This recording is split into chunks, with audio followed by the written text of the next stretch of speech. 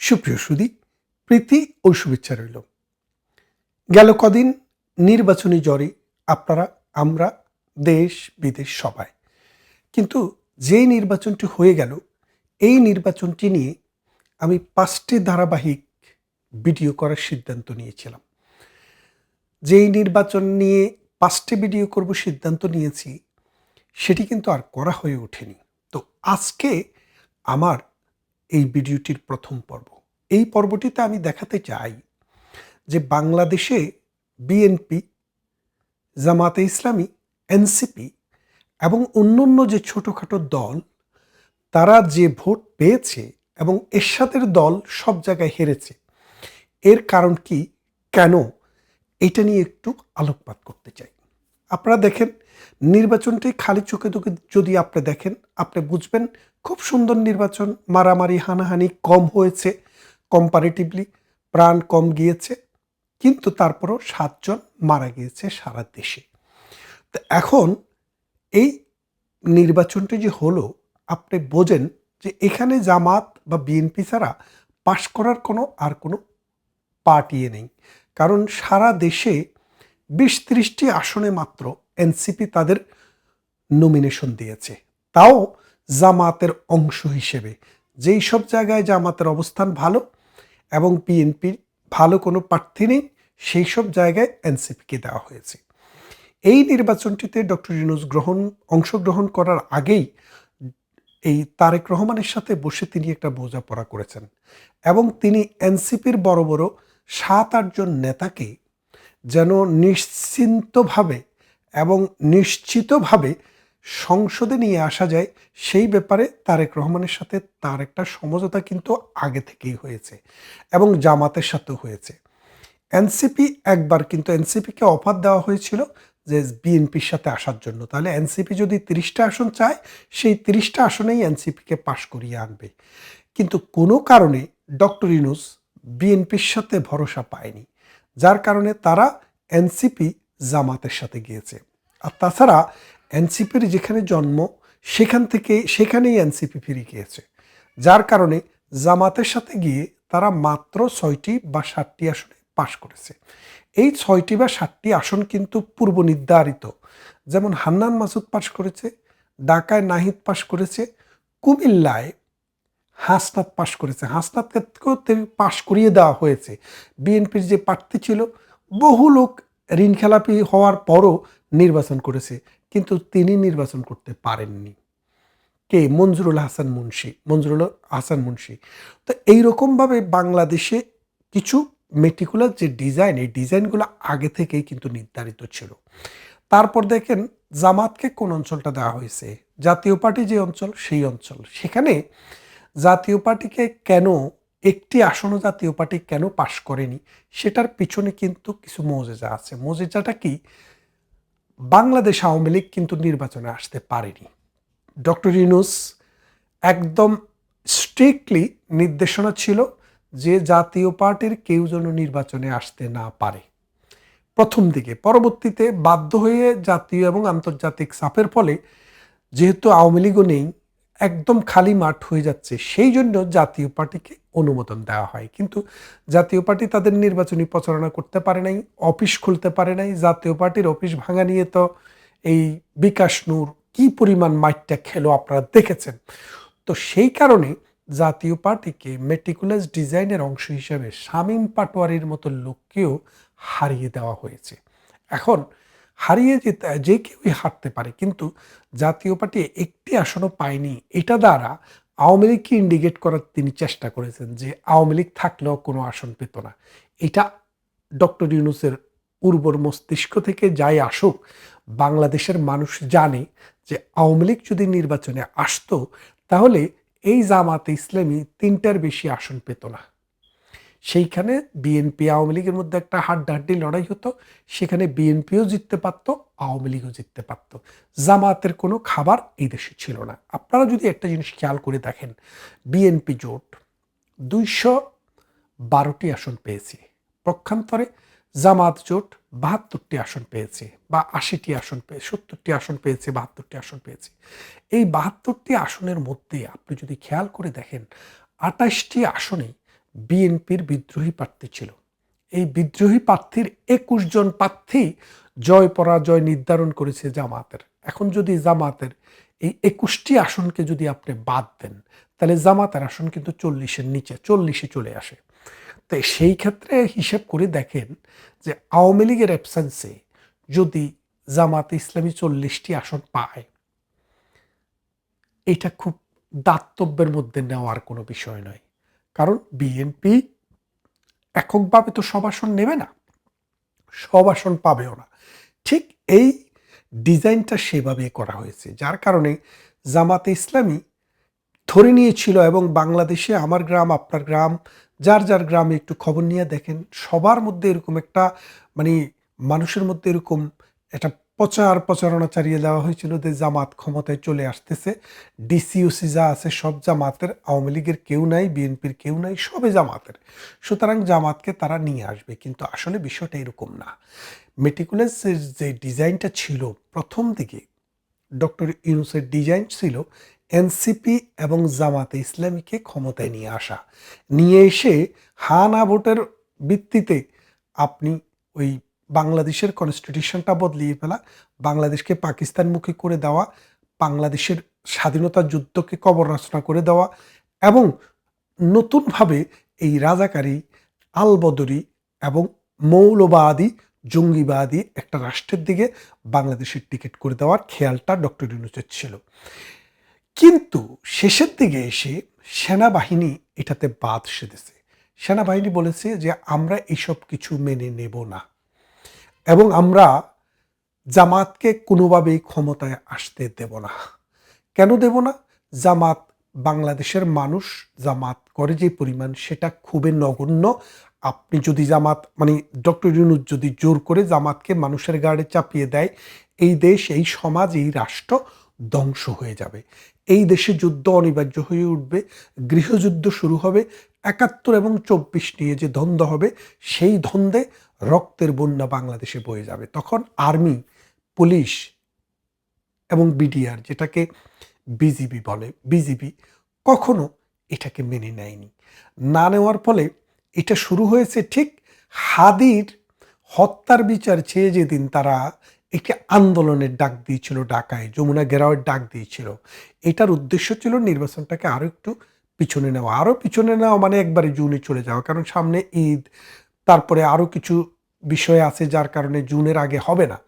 সেই রকম একটা ধান্দা নিয়ে তারা এসছে। কিন্তু আর্মি এবং পুলিশ এই জিনিসটাকে খুব কঠিন হস্তে দমন করেছে। আপনি দেখেছেন কুকুরের মতো পিটিয়েছে। মানে কেমন পিটিয়েছে, যদি আপনারা যদি ভিডিও ফুটেজগুলো না দেখেন তাহলে বুঝবেন না। এগুলো তৈরি করা ভিডিও ফুটেজ নয়, একদম রিয়েল ভিডিও ফুটেজ। যার ফলে তখন শেষের দিকে এসে আপনি ওই এক বাটপার ফ্রান্স থেকে একটু কান্নাকাটি করছে, আপনি দেখেন নাই?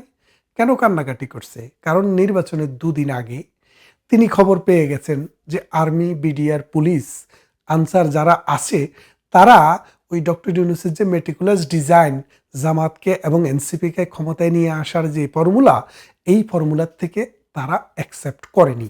যার কারণে মাঠটা দখল করার সুযোগ তাদেরকে দেয়নি। মাঠটা দখল মানে জামাতের ইচ্ছা ছিল বিভিন্ন কেন্দ্র দখল করবে, কেন্দ্র দখল করে সেখানে তারা অরাজকতা তৈরি করবে এবং নির্বাচনকে ম্যানিপুলেট করে ক্ষমতায় আসবে, বিএনপিকে পাশে বসিয়ে দিবে।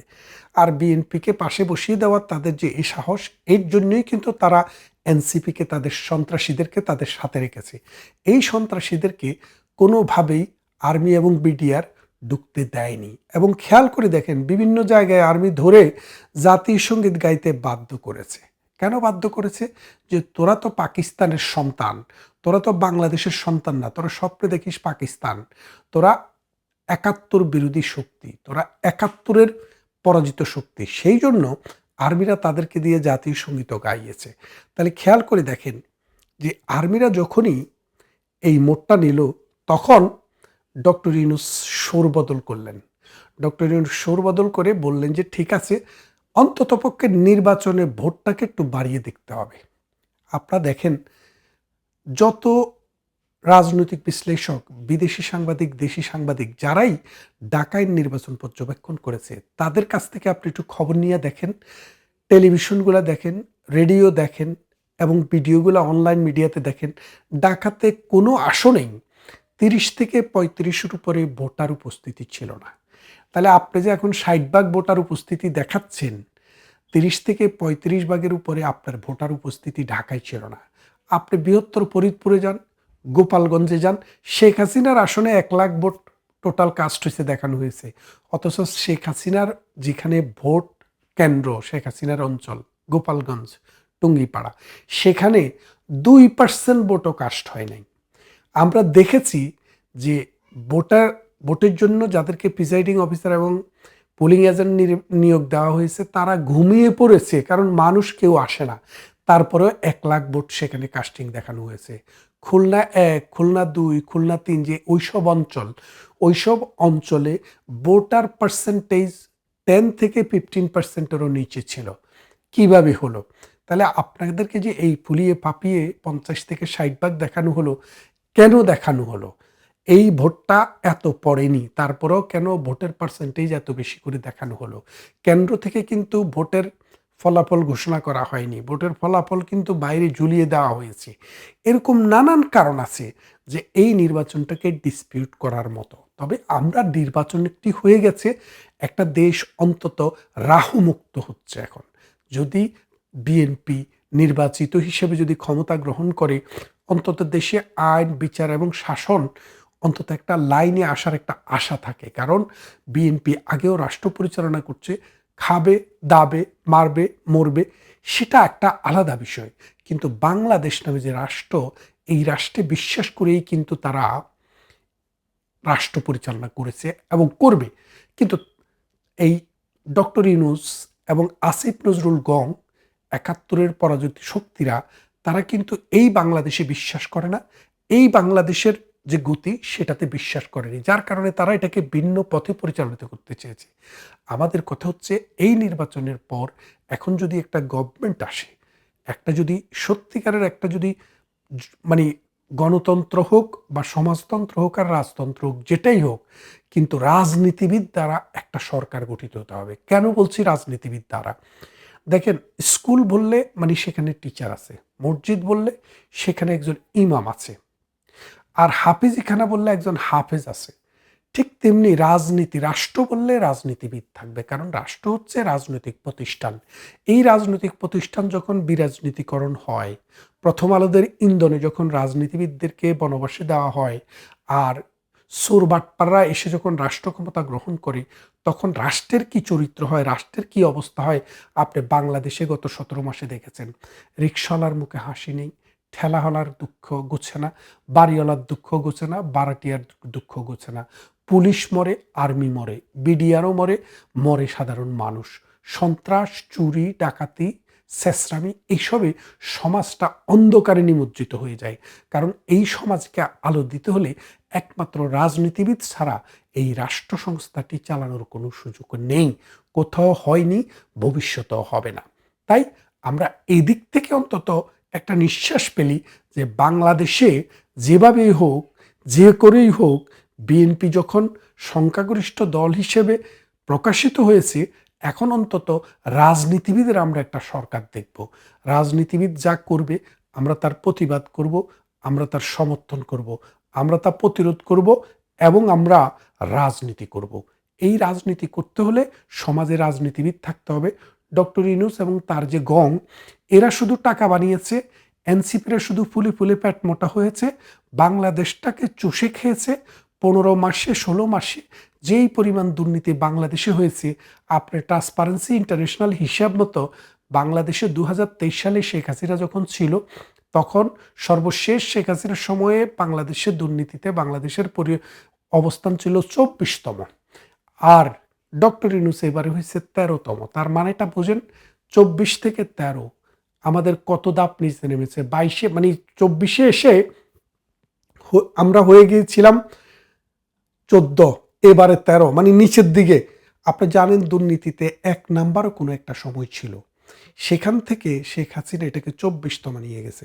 তাহলে আপনি বোঝেন এই দুর্নীতির হিসাবটা আমরা করি না, ট্রান্সপারেন্সি ইন্টারন্যাশনাল করে। বাংলাদেশে এই ট্রান্সপারেন্সি ইন্টারন্যাশনালের হিসাব মতে এই ডক্টর ইউনূসের সময়ে বাংলাদেশ দুর্নীতিতে আরও খারাপের দিকে গেছে। তাইলে বোঝেন, রাজনীতিবিদদের একটা দুর্নাম থাকে, রাজনীতিবিদদের একটা দোষ থাকে, দোষ আছে। কিন্তু রাজনীতিবিদদের চাইতেও অরাজনীতিবিদরা যখন রাষ্ট্র পরিচালনা করেছে, রাষ্ট্রের চরিত্র, রাষ্ট্রের নীতি, আদর্শ, আইন, বিচার, শাসন কোনো কিছুকেই কিন্তু জায়গায় রাখেনি। তাই এই নির্বাচনের ভিত্তিতে যদি একটা রাজনৈতিক সরকার গঠন করা হয়, তাহলে অন্তত রাষ্ট্র যদি দিশা পায়, তাহলে আমরা তখন বুঝবো রাষ্ট্রকে কোন দিকে নিয়ে যাওয়া যায়।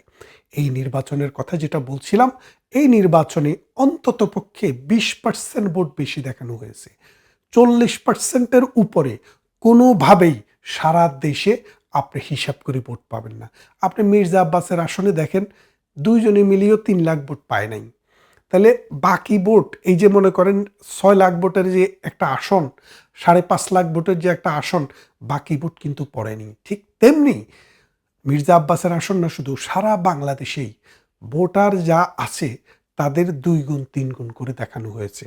যার কারণে এই পার্সেন্টেজটা 60-এ নিয়ে যাওয়া হয়েছে। কিন্তু সত্যিকারের পার্সেন্টেজ কোনোভাবেই 40%-এর উপরে না। আর 40% ভোট হওয়া মানে হচ্ছে 60% মানুষের ভোট না দেওয়া। একটা দেশে আপনি যদি খেয়াল করে দেখেন, তত্ত্বাবধায়ক সরকারের যে 3টি নির্বাচন হয়েছে, 96, 2001 এবং 2008, গত 3টি নির্বাচন, আওয়ামী লীগের আমলের নির্বাচনগুলোকে যদি আপনি বাদও দেন, 2008 সালের নির্বাচনে 84% ভোট পড়েছে। আপনি যদি 2096 সালে যান, 76-77% ভোট পড়েছে। তাহলে এর আগের বারে যান, 75% ভোট পড়েছে। কিন্তু এবার ভোট পড়েছে সরকারি হিসেবে 59, আর আসলে সত্যিকার অর্থে এইটা হচ্ছে 40%। তার মানে হচ্ছে বাংলাদেশের মানুষ যে এখনো বাংলাদেশ আওয়ামী লীগকে ভালোবাসে, আওয়ামী লীগ যে এখনো বাংলাদেশের বনেদি একটি রাজনৈতিক পরিবার, একটি রাজনৈতিক শক্তি, এবং বাংলাদেশের বেশিরভাগ পরিবারের মধ্যে যে আওয়ামী লীগের সদস্য রয়েছে, সেটা কিন্তু এই নির্বাচনের মাধ্যমে সুনির্দিষ্ট হয়ে গেছে এবং সুস্পষ্ট হয়ে গেছে। তাই আওয়ামী লীগের কর্মী নেতা যারা আছেন, তাদের প্রতি এই কথাটিই বলতে চাই, নাথিং টু ওরি অ্যাবাউট। সময় সামনে আপনাদের জন্যই আসবে। এই দেশ, এই সমাজ মুক্তিযুদ্ধের আদর্শে, অসাম্প্রদায়িক চেতনার পক্ষে মানুষ এখনো আছে, আগেও ছিল। কথা হবে দ্বিতীয় পর্বে।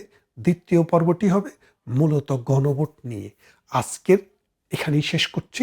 ভালো থাকবেন। কথা হবে আগামী পর্বে।